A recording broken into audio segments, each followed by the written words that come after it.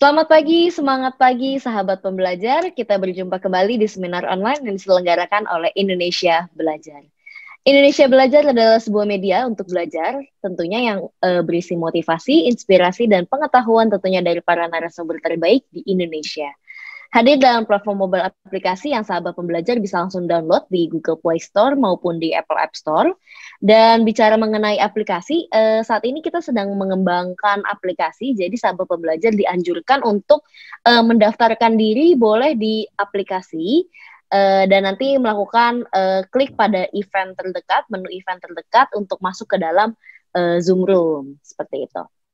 Sahabat pembelajar juga bisa klik info-info kami, mendapatkan informasi kami di website kita di indonesiabelajar.id, ataupun melakukan follow pada Instagram kami di indonesia_belajar.id, dan tentunya Instagramnya Pak Halim, @halimciang.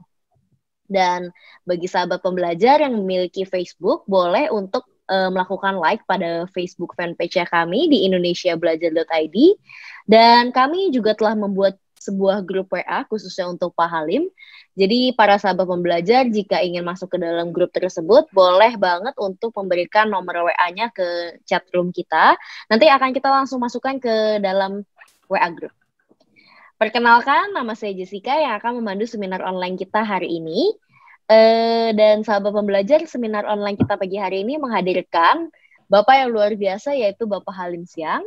Beliau merupakan co-founder of Ray Institute, Center for Fitness Excellence, promotor hidup sehat yang yang bermisi mengajak, mengedukasi, dan mencerahkan sebanyak mungkin orang untuk hidup sehat lebih awal dalam upaya mewujudkan kualitas hidup lebih baik dan usia harapan hidup lebih lama. Luar biasa sekali. Beliau sudah hadir di tengah-tengah kita. Kita sapa dulu. Selamat pagi Pak Halim, apa kabar Pak? Selamat pagi Bu Jessica, kabar saya baik, syukurlah ya. Semoga juga Bu Jessica, sahabat pembelajar juga dalam keadaan yang baik semua. Amin, luar biasa. Tema seminar online kita pagi hari ini adalah Strength Training is a Brain Booster. Wah, luar biasa sekali nih. Penuaan berhubungan erat dengan turunnya fungsi otak, sehingga kendala seperti Alzheimer, demensia, dan Parkinson menghampiri mereka yang cukup beruntung untuk mencapai usia lanjut. Tapi haruskah bernasib seperti itu? Nah, tentunya tidak. Lalu apa saja faktor penurunan fungsi otak yang harus kita cegah? Nah, hari ini kita akan bahas itu semua. Jadi untuk sahabat pembelajar jangan keluar dulu sebelum selesai. Dan untuk Anda yang ingin bertanya, Anda bisa langsung tulis saja di chatroom ini pertanyaannya. Dan nanti pada saat sesi tanya jawab kita akan bahas. Dan apabila nanti masih ada waktu, boleh melakukan raise hand untuk bicara langsung kepada Pak Halim. Oke, Pak Halim, kayaknya udah pada nggak sabar nih. Kita langsung aja. Bagaimana sih Pak penjelasan mengenai Strength Training is a Brain Booster? Silahkan Pak Halim. Ya baik, Bu Jessica, terima kasih. Saya akan izin untuk share screen dulu. Silahkan Pak.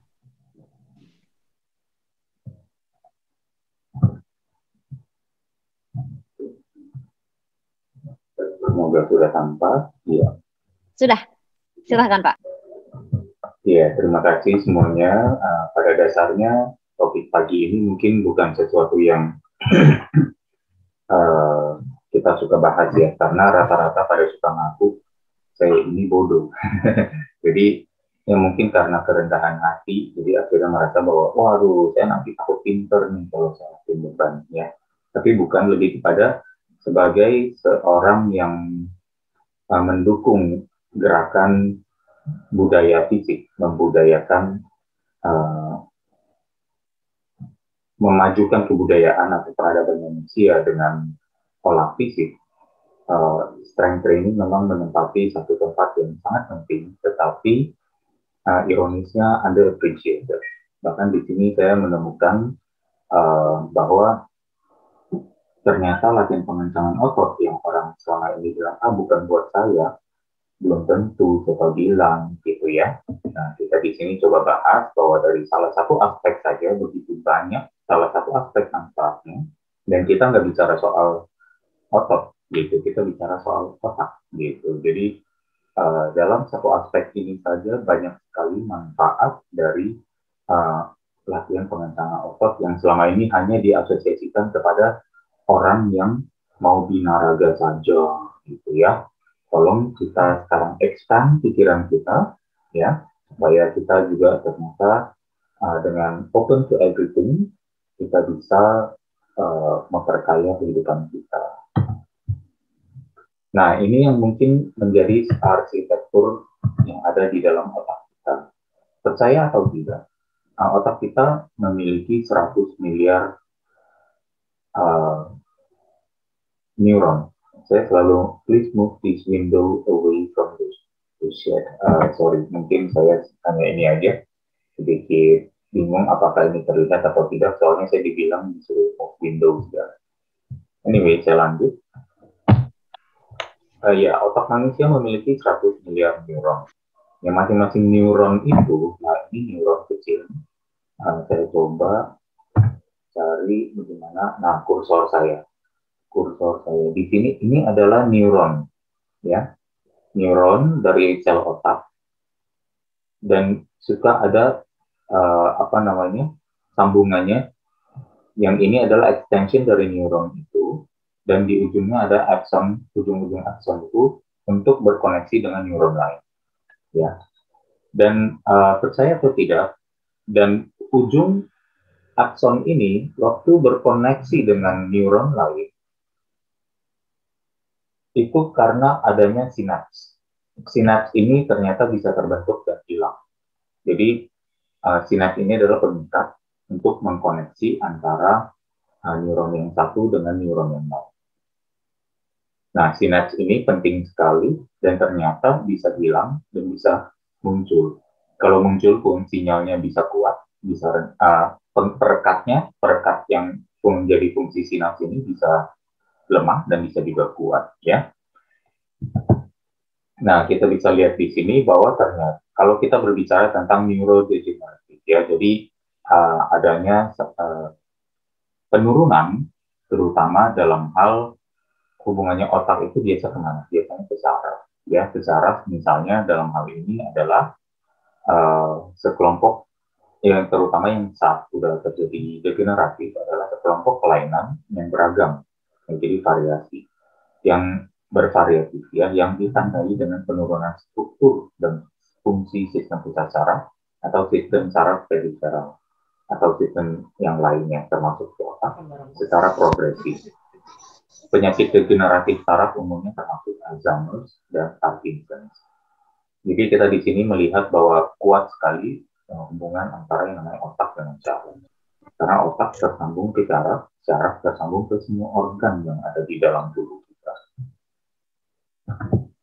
Nah, ini penyakit Alzheimer yang sebenarnya saya nggak bilang seminar ini untuk penderita Alzheimer atau Parkinson, tapi ini adalah salah satu yang paling prevalent atau paling banyak di penurunan atau bahkan penurunan fungsi otak pada orang yang sudah berusia lanjut, ya. Dan suka atau tidak, kita yang selama ini berulang tahun selalu didoakan panjang umur, ya, ya suka atau tidak, kita kalau ingin berumur panjang, maka kita mungkin akan menghadapi salah satu penyakit ini, termasuk demensia di dalamnya. Demensia adalah kepikunan. Nah, kita bisa melihat Alzheimer di sini.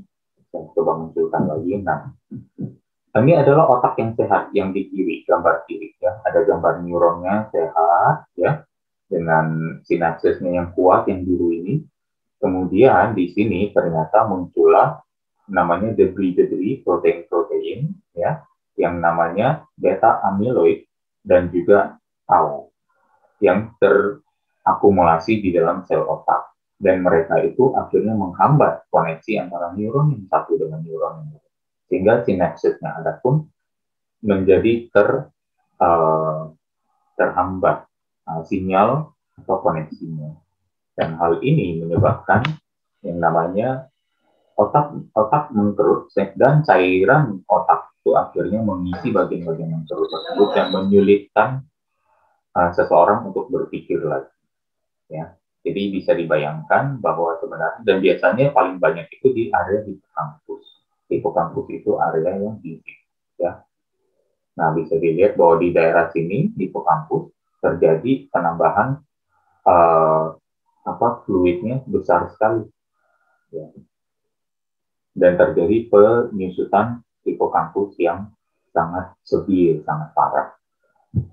Apa sih penyakit Alzheimer itu? Ya, penyakit Alzheimer itu sebenarnya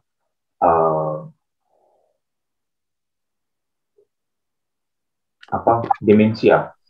Merupakan sebenarnya orang-orang pikun pasti semua orang pikun belum tentu Alzheimer, tapi semua yang Alzheimer pasti mengalami kepikunan, gitu maksudnya. Ya. Nah, di sini ternyata ditemukan nih, ini studi yang sangat baru di September 2020. Exercise benefits on Alzheimer's disease, state of the science. Ya, di sini kita bisa melihat bahwa faktor risiko penyakit kardiovaskuler atau penyakit jantung yang juga banyak diderita oleh orang yang sudah berusia lanjut terlibat dalam terbentuknya patogen. Nah, patogen itu apa? Itu tadi amyloid dan tau itu, fragmen-fragmen protein itu. Yang ada yang muncul dan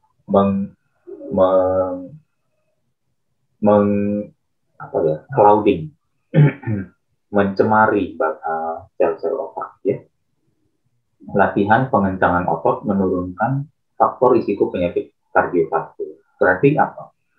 Berarti menghambat juga terbentuknya patogen tersebut, gitu ya. Latihan pengencangan juga mempromosikan pembangunan syaraf yang namanya neurogenesis. Latihan pengencangan otot juga mengeluarkan efek anti radang dan meningkatkan status redox otak sehingga menurunkan penumpukan amyloid beta. Penumpukan amyloid beta adalah pemicu terjadinya penyakit Alzheimer. Bisa dilihat semua bahwa ada koneksinya antara olahraga menurunkan risiko penyakit jantung dan juga menurunkan risiko terkena Alzheimer. Dan ini juga sangat baru, 11 Februari 2020 yang diterbitkan oleh University of Sydney. Studi itu mereka lakukan di Sydney, ya, bahwa di sini dikatakan bahkan Brown itu otot, bisa juga baik untuk otak pada at-risk old people, orang lansia yang ada faktor risiko. Apa saja sebenarnya? Nah, ini di sini bahkan ditulis. Di tahun 2020 aja mereka menemukan untuk pertama kalinya intervensi latihan beban mampu memperlambat dan bahkan menghentikan degenerasi untuk jangka panjang di area-area otak yang secara khusus rentan terkena penyakit Alzheimer. Ilmuwan menemukan latihan penguatan dengan mengangkat beban bisa membantu melindungi area-area otak yang secara khusus rentan, dan perlindungan tersebut bahkan bisa sampai 1 tahun sesudahnya. Padahal olahraganya hanya 6 bulan. Gitu. Bayangkan olahraga 6 bulan dapat manfaatnya setahun. Untung nggak? Untung. Ibarat nih kalau kata teman saya, nggak tahu dia menyaksikan apa enggak, dia bilang modal 5.000 jualnya 10.000. Gitu ya. Jadi akhirnya kan sesuatu yang baru. Dan memang ada juga yang mengatakan ya, salah satu tokoh dunia di masa lampau yang sangat berpengaruh, ya, Buddha Gautama mengatakan kesehatan adalah keuntungan terbesar. Nah, di sini kelihatan keuntungannya, ya, bahwa melakukan kegiatan latihan beban, latihan pengencangan otot, ternyata hanya dengan 6 bulan bisa melindungi otak sampai setahun ke depannya sesudah berhenti pun. Gitu ya, luar biasa sekali. Gitu. Nah, ini adalah penyakit Parkinson, ya. Parkinson ya terutama di area yang namanya substantia nigra. Nah, di daerah tersebut ya terjadi yang namanya terhambatnya atau turunnya produksi dopamin, sehingga area tersebut yang tadinya normal kelihatan luas akhirnya menjadi melemah.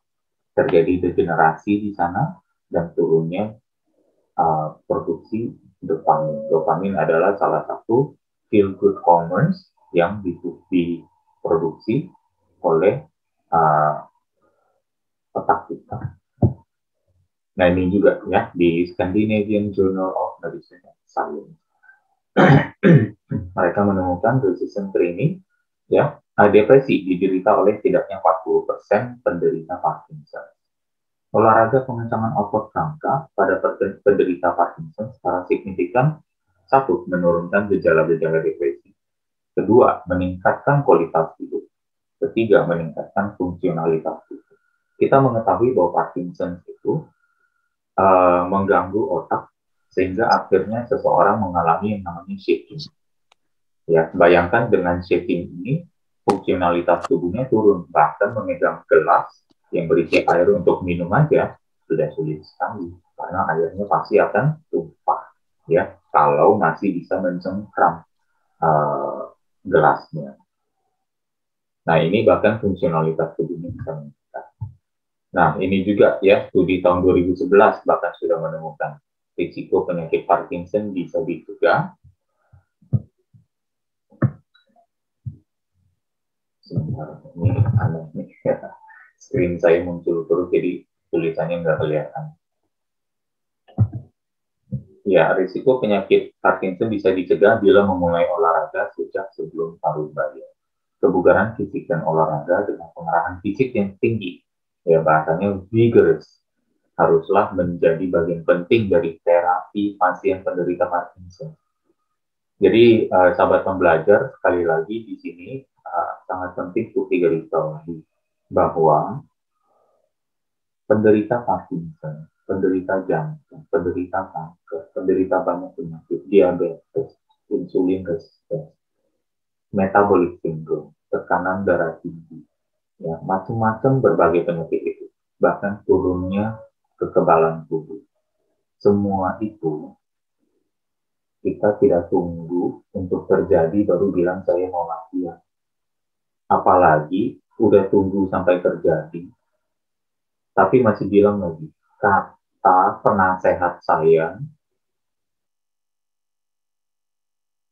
kata health medical care saya tidak boleh melakukannya. Gitu. Padahal di sini studinya yang terbaru mengatakan demikian, yang lama pun dari lama sudah mengatakan demikian. Jadi dari yang ceritanya scientific research yang sudah usang sampai yang terbaru, konklusinya masih sama, yaitu apa? Ayo lakukan olahraga. Ya. Kalau takut jantungnya kenapa-napa, lakukan olahraga dengan beban.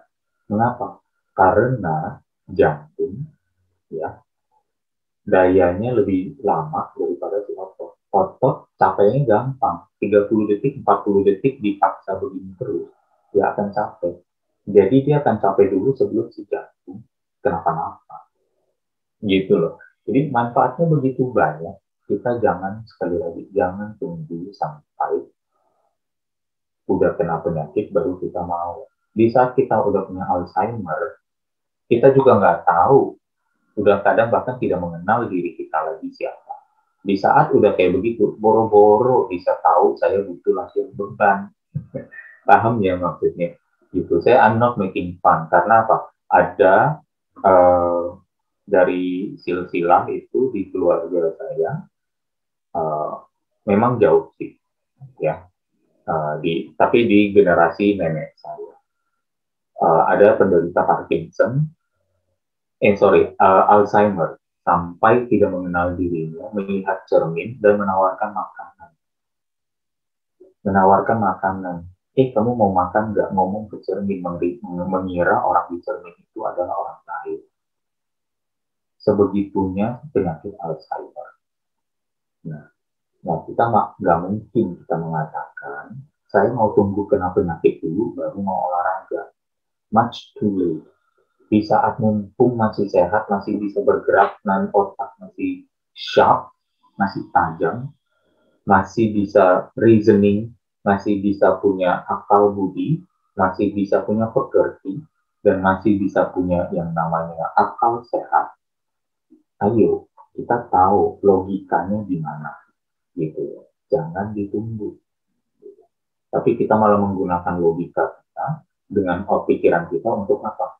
Melindungi diri kita dari melakukan kegiatan olahraga. Padahal yang paling aman juga olahraga, katanya takut nih, excuses terus. Saya takut cedera, saya lihat orang ini latihan dia cedera, saya lihat orang ini latihan dia pucat sampai masuk rumah sakit. Ada juga yang orang olahraga akhirnya meninggal. Semuanya digunakan alasan mengira nasibnya akan sama dengan orang yang olahraga yang meninggal. Tapi pas di saat dia merokok, dia nggak merasa dia akan mati dari rokok itu. Kan lucu. Di saat kegiatan sehat, dicari kasus-kasus kematian untuk bilang nanti saya kayak gitu. Tapi di saat ada pola hidup yang kurang sehat dilakukan, dia tidak merasa itu akan terjadi. Padahal angka kematian akibat kebiasaan itu banyaknya jauh lebih banyak. Itu baru, ya. Oke, ini juga kita lanjut ya, kembali lagi untuk Parkinson's. The reason why ini saya hanya mengulang-ulang aja, begitu banyak sebenarnya scientific references yang membuktikan bahwa latihan pengencangan, latihan kekuatan otot bisa bisa sangat dianjurkan bahkan untuk orang yang memiliki Parkinson, gitu ya. Sayang sekali bahkan kalau misalnya kita harus menunggu dan kita tidak mensyukuri keadaan kita sekarang, kita bilang entar aja, gitu ya. Dan kenapa ini bisa terjadi? Nah, ini dia nih, kalau teman-teman bisa melihat. This is probably one of the more important slides. Ini adalah visual tentang bagaimana kita bergerak. Otak kita mengirim sinyal, ya, mengirim perintah lewat tulang belakang. Tulang belakang ini banyak kabel-kabel syaraf.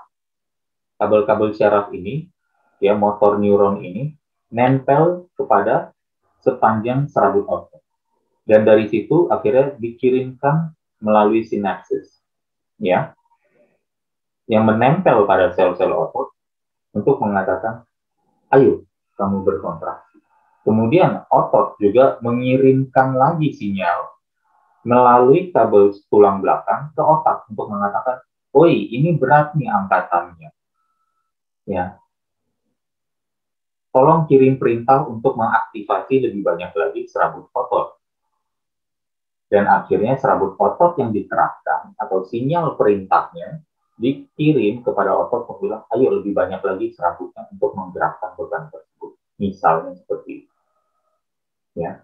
Nah, inilah mengapa aktivitas sehari-hari seperti ngepel, ya, seperti jalan, seperti duduk, seperti menyapu dan mencuci piring dianggap sebagai olahraga, nah masuk.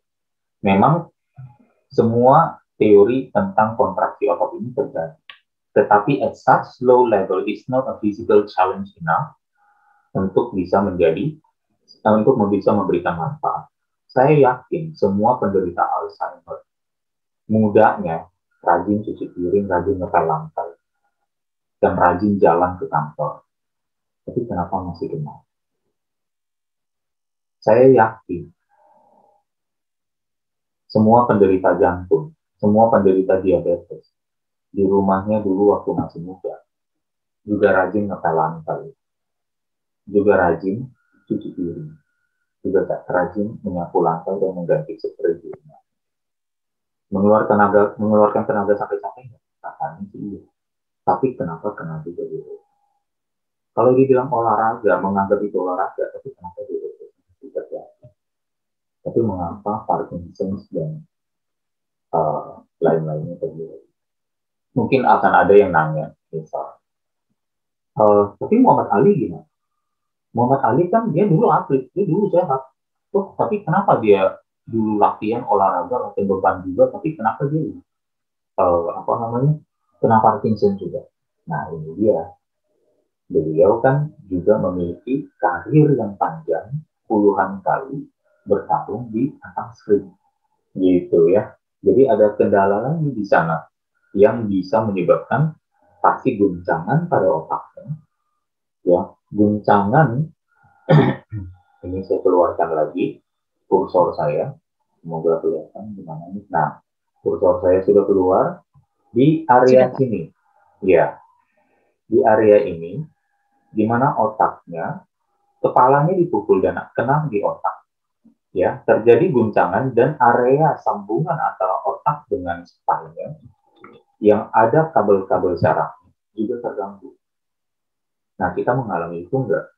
Gitu. Jadi kita mesti nanya lagi secara jelas, ya, banyak sekali faktor. Tapi minimal Sahabat pembelajar sekarang tahu nih, inilah kisah kita bagaimana bisa bergerak dari memegang pensil, memegang sendok, berjalan sampai ke angkat beban yang berat. Semuanya melalui mekanisme seperti ini yang sama. Ya. Nah, ini yang namanya sinyal tuh. Nah, sinyalnya keluar ya, baru akhirnya memerintahkan ini adalah serabut otot. Ya, serabut otot untuk berkontraksi mengangkat beban tersebut. Ya. Dan kita bisa melihat lagi di sini bahwa ternyata semua spinal cord kabel dari syaraf tulang belakang kita berhubungan dengan semua organ yang ada di tangan kita. Dari mata sampai ke kelenjar parotit, sampai ke scalp. Scalp itu adalah kulit kepala ya, sampai ke usus 12 jari ya, small intestine, sampai ke usus buntu, sampai ke gallbladder ya, sampai ke kandung kemih dan lain sebagainya. Jadi bisa dibayangkan banyak sekali hubungannya. Kebayang nggak ini sekarang kabel-kabel itu terhubung kepada apa? Otak. Apa yang kita pikirkan berpengaruh pada kesehatan kita, organ-organ kita. Apa yang kita putuskan untuk lakukan dan create, kita balik lagi ke sini. Semakin besar beban dan tantangan yang harus digerakkan, semakin kuat sinyal yang otak harus berikan kepada otot dan otot kepada otak. Jadi jalur komunikasi bolak-balik itu dengan beban yang kuat, dengan beban yang besar, kontraksinya semakin kuat, semua sinyalnya amplified. Mengalami amplifikasi ke level yang tidak terjadi sebelumnya kalau kita hanya sekedar pikirin dan telan tadi. Jadi ini loh maksudnya, bahwa dengan kita melatih bisa sebanyak itu, kontraksi otot dan kita feel otot kita, itu yang namanya mind over muscle ya. Salah satu buku Mas Adi ya, buku Mas Adi beberapa minggu lalu baru merilis buku baru yang namanya mind over muscle gitu. Tapi dari yang sifatnya adalah semacam mungkin ya isinya tentang mengajak kita untuk berbudaya ya. Tapi pada saat yang sama dari segi physiological, the human body sendiri sebenarnya mind over muscle itu sudah. Nah, neurobiology of exercise, mengapa itu akhirnya bisa terwujud dengan amplifikasi sinyal dan tantangan itu, dan akhirnya keberadaan tantangan mengamplifikasi sinyal dan kinerja, ya. Sehingga akhirnya fungsi eksekutif kognitif. Kognitif itu adalah kemampuan belajar, mengingat dan belajar menyimpan informasi, ya. Dan beberapa jenis proses lainnya bisa meningkat. Ada juga olahraga mempengaruhi secara positif plasticity dari otak melalui fasilitasi proses neurodegeneratif, neuroadaptif, neuroprotective. Sudah degenerate, beradaptasi, kemampuan beradaptasinya ditingkatkan, dilindungi lagi otak sampai ke saraf melalui olahraga. Ya. Nah, ini dia yang juga penting, yang selalu saya pernah sampaikan. Ini adalah hukum tubuh manusia. Ya, bukan saja di neuroplasticity, tapi juga di muscle. Adalah apa? Gunakanlah kekuatan yang kau miliki sampai ke level yang maksimal. Kalau tidak pernah kau kunjungi maksimal itu, maka dia akan hilang dari kembangkan ya precision dan personal sesuai kemampuanmu sendiri. Dan perlu diulang-ulang, perlu intensitas yang cukup. Ya, jadi ini semua sama antara otak dengan otot, hukumnya sama. Ya. Nanti bisa dibaca lagi kalau slide ini PowerPoint ini akan dibagikan di grup ya. Jadi masih join grup dulu. Nah, secara spesifik saya akan bahas tentang sebenarnya brain muscle, brain plasticity yang tadi. Neurogenesis, angiogenesis, synaptogenesis ya.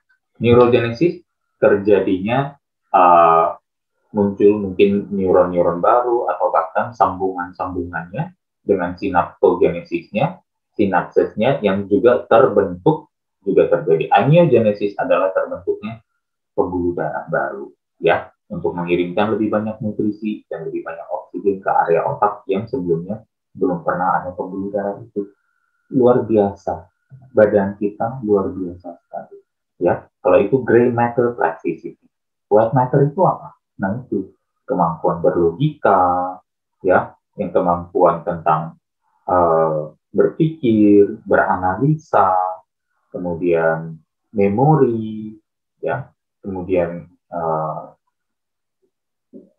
kemampuan koneksi antara otak dan ototnya, ya, dan refleks dan macam-macam. Jadi semuanya itu sebenarnya masuk antara gray dan white. White itu lebih kepada sesuatu yang sifatnya mungkin bukan fizikalnya, jadi mikirnya, akal budinya, reasoningnya, memiliki logiknya, itu ada di white. Ya, semuanya itu akan meningkat. Kemampuan belajar, kemampuan fokus, kemampuan berkonsentrasi, menahan fokus untuk waktu yang lama, itu juga ada di white matter plasticity. Itu bayangkan kalau ternyata keduanya semakin kuat karena apa? Ada olahraga yang secara direct. Olahraga apa sekarang pertanyaan? Ini penting. Olahraga apa yang mengaktifasi kontraksi otot secara sangat-sangat fokus? Latihan pengencangan otot. Bayangkan teman-teman kalau misalnya berolahraga sepeda, ya memang pegel, tapi nggak nyadar kalau pakai otot kaki baru besoknya baru sadar. Gitu. Jadi perintahnya adalah hanya untuk mengayuh, bisa saja menggunakan sendi, menggunakan bantuan otot sedikit, tapi mengayuh, berlari, semuanya pakai otot. Setuju. Tapi tantangannya begitu rendah sehingga digunakan untuk menantang jantung. Sehingga digunakan untuk diulang-ulang sampai detak jantungnya naik. Berbeda dengan latihan beban, kontraksinya di otot yang dikencangkan sampai lemah, sampai lelah, sampai capek, detak jantungnya belum tertantang. Nah, inilah beda. Gitu. Mana yang lebih stimulating to the brain, di mana intention dari otak terrefleksi dari gerak, terrefleksi pada gerak. Itu hanya di latihan pengencangan otot. Gitu. Jadi sekali lagi, kalau ada yang bilang, saya sudah tua, saya tidak butuh latihan beban, justru kebalikannya. Kita sudah tua, semakin tua diri kita, semakin kita membutuhkan latihan pengencangan otot. Jadi, olahraga pengencangan otot menggunakan beban. Ternyata tidak hanya untuk otot. Untuk bisa berkontraksi, menciptakan tensi otot melawan beban, otot perlu mengirim sinyal ke otak bahwa dia sedang menghadapi suatu beban tertentu. Otak pun mengirim perintah melalui arsitektur otak, sistem saraf, dan sistem muskuloskeletal untuk mengaktifkan serabut otot. Dan cukup serabut otot untuk menggerakkan beban tersebut. Semakin besar beban yang digerakkan, semakin banyak serabut otot yang harus berkontraksi. Semakin banyak motor neuron yang bekerja, dan semakin kencang juga sinyal yang dikirimkan otak ke saraf hingga ke serabut otot. Terbentuk nyata sudah bahwa beban yang lebih berat, yang merupakan lambang utama intensitas latihan yang lebih tinggi, merupakan rangsangan yang hebat untuk otak kita. Olahraga yang kami anjurkan adalah yang intensif, dengan tekanan yang optimal, dan selama mungkin dihadapi oleh otot, dengan teknik yang tepat, dan mengikuti irama nafas yang bahkan bersifat meditatif. Berpikir, berakal budi, memiliki ingatan, dan adalah salah satu esensi hidup. Ya, maksudnya salah satu esensi hidup juga adalah untuk selalu belajar. Semuanya tidak terlepas dari fungsi putih dan abu-abu otak yang optimal hingga akhir hayat. Fungsi putih dan otak dan abu-abu otak ini bisa semakin kuat, bisa terhindar dari penurunan dengan metode berolahraga dengan beban. Ya, sekali lagi, terima kasih atas perhatiannya. Tapi sekali lagi saya ingin mengingatkan, memang mungkin kesannya saya fanatik sama aktivitas pengencangan otot, tapi dengan alasan yang kuat, saintifiknya banyak. Mungkin sampai hari ini setelah kita berapa episode melakukan seminar Indonesia Belajar, sudah berapa studi ilmiah yang saya presentasikan di sini tentang betapa besar manfaatnya kegiatan ini. Manfaat besar ini bisa dicapai dengan effort maksimal yang singkat, jadi tidak memakan waktu yang banyak. Dan pada saat yang sama aman, karena tidak berisiko pada seperti yang kita pikir terjadi fatal pada orang lain, ya. Selama kita melakukan dengan sehat, ya. Sekali lagi, risiko keluar rumah, berkendara juga ada, tetapi tidak menghentikan kita dari keluar rumah, kan?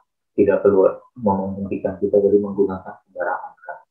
Nah, itu maksudnya seperti itu. You can manage your risk, dan memiliki reasoning untuk melakukannya. Jadi, terima kasih sudah mendengarkan saya mengoceh pada hari ini, pada pagi hari ini. Semoga bermanfaat adanya, dan semoga semakin meningkatkan motivasi untuk berolahraga, terutama melakukan aktivitas pengencangan otot rangka bagi yang belum. Tapi kalau bagi yang sudah, semoga semakin yakin lagi untuk melakukannya yang tidak mau meninggal. Terima kasih. Saya mohon maaf apabila ada kata-kata yang kurang berkenan. Saya kembalikan lagi kepada Bu Jessica. Siap, terima kasih luar biasa sekali Pak Halim. Jadi nggak hanya untuk kita berolahraga, nggak hanya untuk kesehatan badan, tapi juga untuk otak ya Pak Halim. Ini sangat luar biasa ini. Ini suatu insight baru nih untuk kita semua. Terima kasih Pak Halim. Mungkin sahabat pembelajar apabila ingin bertanya, boleh langsung aja chat ke chat roomnya kita. Nanti kita akan bahas saat ini. Ini kebetulan sudah ada pertanyaan dari Ibu Fauziah Yuliana. Saya akan bacakan ya Pak Halim ya. Ya. Untuk penderita artritis reumatoid, apakah boleh untuk latihan angkat beban selain olahraga berenang, sepeda, berjalan, karena berat badan sudah mencapai 100 kilo lebih dengan usia 42 tahun, ini wanita. Bagaimana cara menjelaskannya agar tertarik latihan fisik selain olahraga tertentu itu ya Coach, dengan program latihan yang disesuaikan? Mohon penjelasannya. Terima kasih Bu Fauzia, silakan Pak Halim. Ya Bu Fauzia, terima kasih pertanyaannya. Ya, jadi kondisi orang dengan seperti itu, saya rasa sudah tidak ada dalam posisi untuk menawar apalagi yang dia suka lakukan, apalagi yang dia tidak suka lakukan. Ya, jadi sudah nggak ada posisi tawar, gitu. Karena posisi tawar itu sudah hilang waktu beliau mengambil keputusan untuk overfeeding herself dan tidak mau melakukan aktivitas olahraga sejak sebelum sampai 100 kilo. Ya, jadi kalau saya sih, for itu saya tidak akan nguyuh gitu, untuk meyakinkan orang untuk memang saya menggunakan medium Indonesia Belajar, ya, platform Indonesia Belajar, ya, untuk bisa mengabarkan dan mengedukasi, ya. Tapi setelah saya mengedukasi, orang mau melakukan atau tidak, itu sudah di luar tangan saya. Ya, jadi saya rasa ya kita bisa untuk mengingatkan terus, ya, bahwa ini udah bukan pilihan lagi, ya, jadi harus dilakukan. Olahraga-olahraga yang dilakukan selama ini, berenang, sepeda, berjalan, sudah mengurangi belum penderitaan artritis reumatoidnya?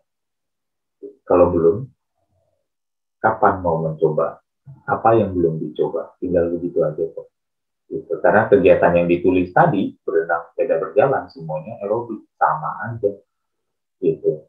Apa yang berbeda yang belum dilakukan? Pengencangan otot, yang anaerobik, yang tidak aerobik. Gitu. Jadi, mau tunggu sampai kapan? Terserah. Tapi yang pasti, kalau semua cara di aerobik sudah tidak berhasil, atau hasilnya kurang memuaskan, ya harus bernalar dong untuk berlogika untuk mengatakan, iya ya, kalau ini belum berhasil, saya nanti coba cara lain. Kan tidak mungkin saya mencoba cara yang sama, mengharapkan hasil yang berbeda. Gitu, ya. Jadi silakan bisa disampaikan aja seperti itu. Semoga bermanfaat. Terima kasih Pak Halim. Bu Fauzia, semoga terjawab ya. Pak Halim, untuk penyakit-penyakit yang tadi Pak Halim sudah jelaskan, itu biasanya terjadi di beberapa orang yang mulai dari start umur berapa ya Pak Halim? Kurang tahu, tapi kemungkinannya 50-an ke atas, 60 ya. Karena kalau kita mau bicara usia harapan hidup orang Indonesia, kayaknya ketinggian di 69. Gitu. Dan karena itu ceritanya orang Indonesia punya harapan hidup pria kira-kira sampai umur 69. Kalau wanita sampai umur 72. Tetapi satu kunjungan ke PPU aja, tempat pemakaman umum, kita bisa melihat bahwa ternyata usia rata-rata masih lebih rendah daripada usia harapan hidup. Gitu. Jadi kalau usia harapan hidupnya 69 untuk pria, 72 untuk wanita, kenyataan di tempat pemakaman adalah mungkin 50 sampai 55. Bahkan mungkin mentok sampai 60 tahun. Nah, kalau kita bilang sampai usia berapa, saya malah, mohon maaf nih, ceritanya saya mau ngecengin Bu Jessica nih. Ya, mohon maaf nih. Bu Jessica nanya begitu, maksudnya mau nunggu sampai umur itu baru berolahraga? Atau gimana? Enggak Kan sih, gitu. Pak. Nah, Ya, gitu ya, kan. ya, ya, ya, ya. Paham ya maksudnya ya? Jadi ngapain nanya umur gitu loh. Kalau misalnya saya mau lebih ceritanya tegas nih, tapi maksudnya pastilah, maksudnya saya kebetulan mungkin mau mengingatkan kalau usia rata-rata kita orang Indonesia jauh lebih rendah daripada usia harapan hidup, dan kita masih menanyakan umur berapa baru kena, kemudian baru ada mungkin reasoning di dalamnya, nanti saya kena baru mau olahraga gitu kan, yaitu it's much too late. Sama juga dengan orang yang sebenarnya obesitas gitu. Anda berada dalam kondisi yang medical problemsnya sudah meningkat. Ibarat kalau dari kesehatan, kita misalnya sehat paling minim itu 0, bugar itu 10, ya, sehat itu adalah antara 0 sampai 10. Kalau seseorang sudah memulainya di level minus, di bawah 0, itu nggak ada posisi tawar, gitu. Dan jangan tunggu sampai ke sana baru memulai, kemudian menggunakan rasa sakitnya sebagai victim. Saya sakit begini, kamu paksa-paksa, gitu. Ya siapa yang suruh kamu sampai tunggu sampai sakit baru mau olahraga? Sorry to say, gitu loh. Nah, kadang susah kita mengajak orang, terutama di Indonesia, gitu. Orang di Amerika aja sekarang obesitas sudah 2/3 dari total penduduk, dan sudah membebani medical systemnya. Nah, kita mau mengikuti nasib mereka, bahwa mereka lah ceritanya si masyarakat pintar dan maju, dan mereka harus kegemukan semua baru olahraga, terus kita harus gitu sebagai Indonesia, sebagai satu bangsa, untuk mengikuti jejak bangsa tersebut gitu. Saya rasa enggak, kita bisa menentukan nasib nasib kesehatan bangsa kita sendiri gitu. Kita nggak harus punya nasib seperti Amerika yang 2/3 penduduknya overweight dan obesitas gitu. Baru kemudian dari sana mengatakan, oh ya, sebagai personal trainer, sebagai coach, kamu harus mengerti ilmu medis dong. Ya karena orang yang fitness nggak mau, orang disuruh fitness dari awal sudah mau. Udah nggak mau, baru kemudian setelah usia tua, setelah udah masalah muncul, baru mau, baru direkomendasikan, setelah itu baru lagak menjadi raja. Udah mengatakan, saya udah sakit begini, udah menderita begini, masih kamu paksa-paksa fisiknya. Sebelum sakit, waktu dipaksa, kagak mau, gitu kan. Jadi, it's always the same thing. Bahwa baiknya, kalau mau ditanya, lebih bagus pertanyaan Bu Jessica, kapan sebaiknya kita melakukan, Pak? Kalau kita nggak nunggu sampai Alzheimer, ya hari ini, sudah selesai. Adalah di umur kita hari ini, gitu maksudnya. Siap-siap. Semakin kita sadar lebih dulu itu kan semakin lebih baik ya, Pak? Iya. Untuk menghindari penyakit-penyakit tersebut. Iya, dan bahkan misalnya penumpukan protein organel tadi aja, fragmen-fragmen protein seperti amyloid beta dan tau itu, yang ada yang mengabuti clouding the brain cells and neurons dan sinapsesnya. Protein itu, fragmen-fragmen itu bisa nggak dicari oleh tubuh untuk dimakan melalui proses autofagi? Besar kemungkinan bisa. Jadi apa yang selama ini kita sampaikan? Bahkan baru minggu lalu kita bahas tentang autofagi, ya kan? Nah hari ini kita bahas lagi tentang latihan pengencang otot.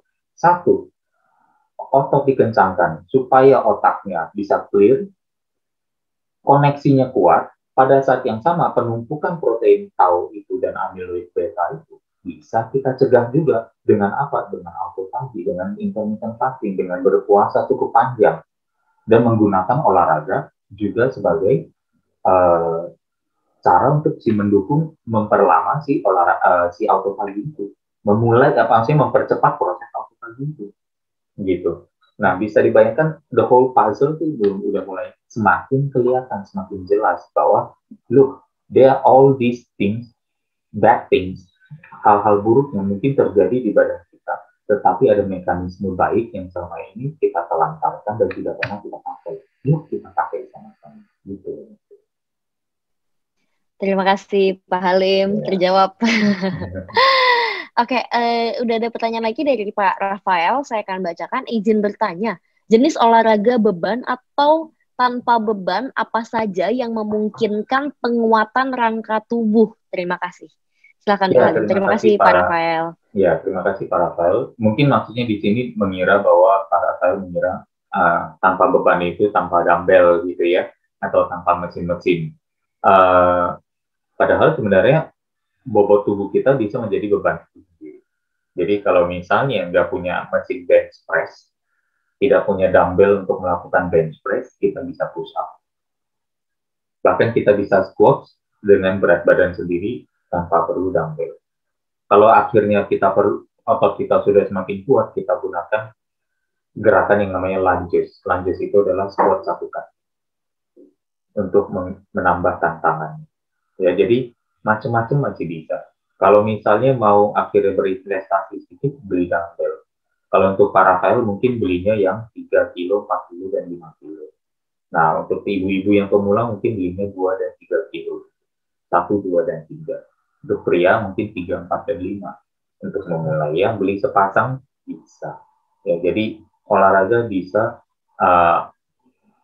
latihan pengencangan penguatan otot rangka. Yang penting memang kita sudah lakukan, kita ketahui bahwa tubuh kita bisa beradaptasi.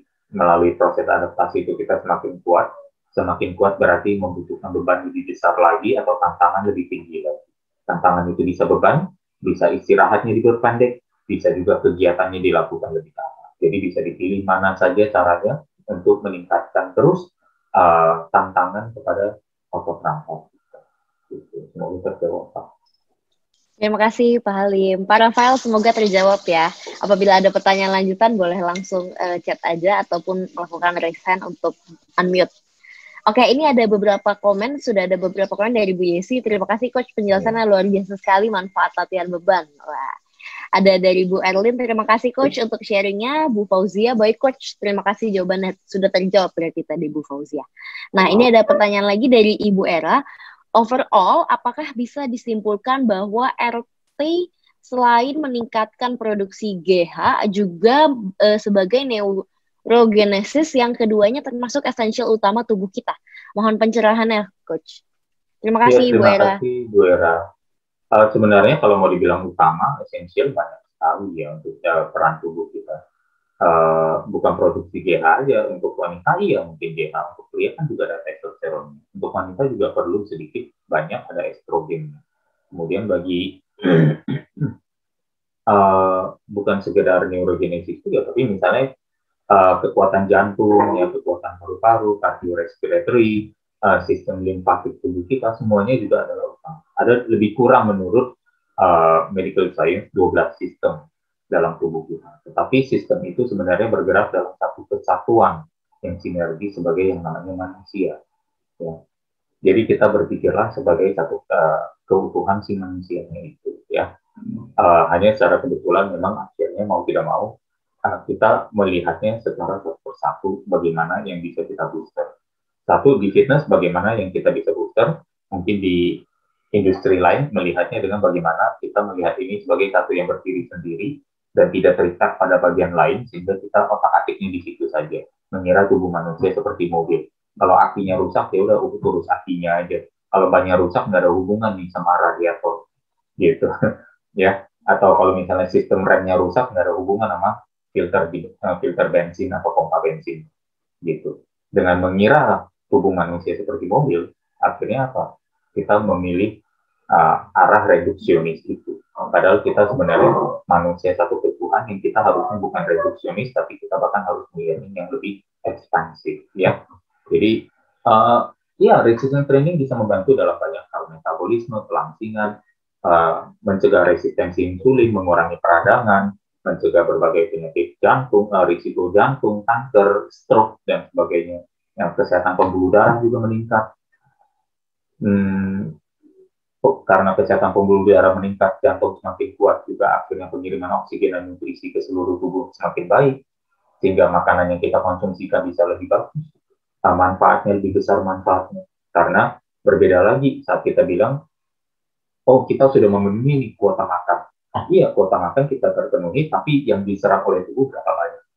Jadi bukan satu PR kita bukan hanya di meningkatkan kuota makan sampai ketemu kebutuhannya, tetapi pada saat yang sama meyakinkan bahwa yang masuk tadi diserap dengan baik. Dan itu juga ada peran latihan beban di sana. Ada peran olahraga juga termasuk aerobik, gitu. Ya, tapi saya lebih memilih beban karena apa? Ya latihan beban juga bisa banyak kok digunakan untuk meningkatkan menantang jantung dan akhirnya dibilang sebagai apa? Upaya aerobik dengan beban juga ada, gitu. Jadi manfaatnya begitu banyak. Jadi I won't limit to those two aja, hanya di produksi GH dan neurogenesis, tapi a host other things juga. Ya. Terlalu menguntungkan satu di kegiatan ini. Bukan latihan bebannya aja, mengatur pola makan juga, karena ini adalah satu pola hidup kebugaran yang saling terkait, sama seperti sistem di dalam tubuh kita yang 12 sistem itu saling terkait, bukan berdiri sendiri. Ada yang raise hand mungkin, atau ada yang bertanya? Iya. Mohon maaf, Halim, tadi saya terlempar. Oh. Ya. Oh, itu. Sudah terjawab sih, semoga. Ya. Selesai jawaban kepada Bu Era, semoga terjawab. Terima kasih Pak Halim, Bu Era, semoga terjawab. Dari sahabat pembelajar, apakah ada pertanyaan lagi? Boleh silahkan untuk buka mute-nya, ataupun boleh lakukan chat. Apabila sahabat pembelajar belum masuk ke dalam grup WA kita, boleh langsung juga melakukan chat pada chatroom kita dengan memberikan nomor WA-nya. Nanti kita akan langsung masukkan ke dalam grup ya Pak Halim ya. Dan di dalam grup juga kita akan, Pak Halim akan berikan materi hari ini, jadi sahabat pembelajar bisa langsung buka-buka. Oke. Terima kasih Pak Halim. Mungkin dari sahabat pembelajar apakah ada pertanyaan? Silahkan. Mungkin Pak Halim boleh memberikan sebuah closing statement terlebih dahulu mengenai tema kita hari ini. Silahkan Pak Halim. Ya, terima kasih Bu Jessica, terima kasih sahabat pembelajar sudah ikut menyimak hari ini ya. Bahwa sekali lagi berolahraga itu memang banyak pilihan ya.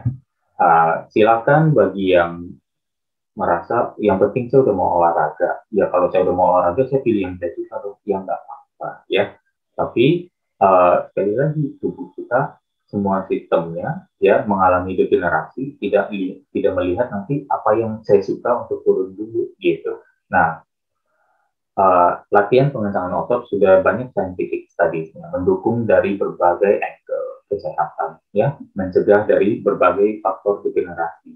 Jadi saya rasa sudah semakin kuat ya reasoning kita untuk melakukannya. Jadi bukan apa ya, kalau bahasa Indonesia vocabulary-nya terbatas gitu, mengatakannya sebagai alasan gitu ya. Jadi alasan kan biasa hubungannya asosiasi lebih ke negatif nih, alasan untuk tidak melakukan. Nah, kalau di bahasa Inggris ada excuses, ada reasons gitu. Nah, makanya you are the reason I do this gitu loh. Nah, reason itu yang di Indonesia masih menggunakan kata alasan gitu, tapi itu konotasi baik. Jadi jadikanlah tubuh kita sebagai alasan juga, reason untuk kita jaga ya, untuk kita lakukan kegiatan ini. Jadi sebenarnya pusat kesehatan masyarakat itu sebenarnya bahkan bukan di fitness center saja, tapi juga di rumah kita masing-masing menggunakan badan kita sebagai bebannya. Apalagi di kondisi sekarang ini, di mana ada ketakutan tertular penyakit lalu menjadi korban, ya, yang bersifat daya tahan tubuh. Dan berarti apa? Ya udah jelas olahraga meningkatkan daya tahan tubuh. Kalau misalnya udah harus kena juga nggak apa-apa. Yang penting kita sudah meningkatkan probabilitas survival kita. Ya, jadi banyak sekali sebenarnya manfaatnya. I cannot stress it enough. Tapi kalau saya lebih vokal dari ini, nanti jadinya saya yang kedengarannya silly gitu. Lebih baik uh, melalui kesadaran masing-masing saja. Semua orang memiliki jalan hidupnya masing-masing. Kalau setelah mengikuti series Indonesia Belajar masih tidak mau berolahraga atau tidak mau mengatur pola makan, ya saya serahkan kembali kepada si empunya badan aja bagaimana baiknya. Gitu. Terima kasih telah mendengarkan dan menyimak. Semoga bermanfaat adanya. Mohon maaf kalau ada yang kurang berkenan. Terima kasih semuanya. Have a great week ahead. Salam keluarga. Terima kasih Coach Halim atau Pak Halim, luar biasa sekali hari ini. Jadi sahabat pembelajar, mungkin yang belum mulai melakukan pola hidup sehat, boleh melakukan pola hidup sehat dari sekarang. Karena ternyata itu nggak cuma untuk badan kita, tapi untuk otak kita juga. Luar biasa. Oke, Pak Halim, terima kasih. Sahabat pembelajar, saya juga ucapkan terima kasih kepada sahabat pembelajar sudah hadir di tengah-tengah kita. Boleh sama-sama sahabat pembelajar open mic-nya untuk kita sama-sama sampaikan terima kasih kepada Pak Halim. Terima kasih Pak Halim. Kita jumpa lagi di minggu depan di jam dan hari yang sama, Senin jam 10 tentunya. Terima kasih. Salam sukses luar biasa.